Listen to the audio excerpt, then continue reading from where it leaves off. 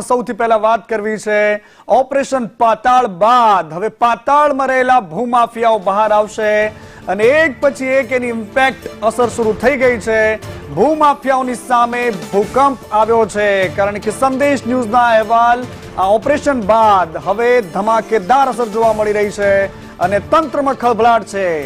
સતત રેડની કાર્યવાહી ચાલી રહી છે। અહેવાલ બાદ ગોરખધંધાને લઈને તંત્રની આંખો ખુલી છે। થાનના ભલુડા વિસ્તારમાં દરોડા પડ્યા છે। ગેરકાયદેસર માઇનિંગ પર ખનીજની ટીમો ત્રાટકી છે અને ભલુડા વિસ્તારમાં સૌથી વધારે ખનન થાય છે કે જ્યાં ખાણ ખનીજ વિભાગની ટીમ આજે ત્રાટકી છે।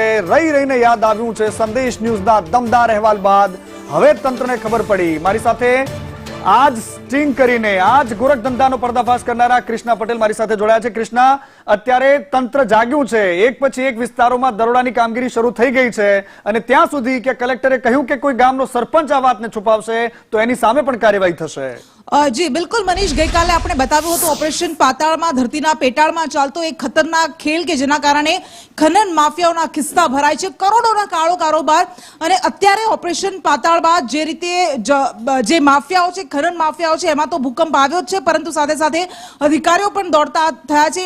ભલુડા વિસ્તાર છે, આપણને કહ્યું ભલુડા વિસ્તારે થાનગઢ અને રૂપાવટી ગામ વચ્ચેનો વિસ્તાર છે। ચોટીલા થાન રોડ પર આવેલો આ વિસ્તાર કે જ્યાં 1.5 વર્ષ પહેલા આખી એક તસવીર સામે આવી હતી, સેટેલાઇટ ઇમેજ કે જેમાં 1200 જેટલા ખાડા પડેલા હતા અને અત્યારે જ્યારે ઓપરેશન પાતાળ આપણે બતાવ્યું અને એ કાળો કારોબાર કેવી રીતે ચાલી રહ્યો છે એ આપણે બતાવ્યું, તંત્રની ઉદાસીનતા બતાવી અને હવે તંત્ર દોડતું થઈ ગયું છે। અત્યારે જે વિગતો મળી રહી છે સૂત્રો તરફથી એ પ્રમાણે આ ભલુડા વિસ્તારમાં 55 ચરખી એટલે કે 55 કુવા પાસે અધિકારીઓ પહોંચી ગયા છે અને એના પર કાર્યવાહી ચાલી રહી છે। જો કે કેટલા સામે કાર્યવાહી થાય છે એ તો અધિકારીઓ પાસેથી વિગતો આવશે ત્યારબાદ જ સામે આવશે, પરંતુ સૂત્રો તરફથી મળતી માહિતી પ્રમાણે 55 થી 60 ચરખીઓ પર કાર્યવાહી અત્યારે બોલાવવામાં આવી રહી છે, તવાઈ બોલાવવામાં આવી રહી છે।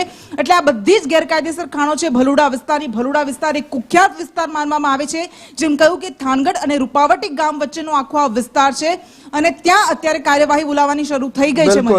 બિલકુલ કૃષ્ણા, આભાર આપનો, આપ મારી સાથે જોડાયા। પરંતુ હવે રહીને તંત્રને યાદ આવ્યું છે કે આ ધરતીને ચીરનારા માફિયાઓને બહાર લાવવા પડશે।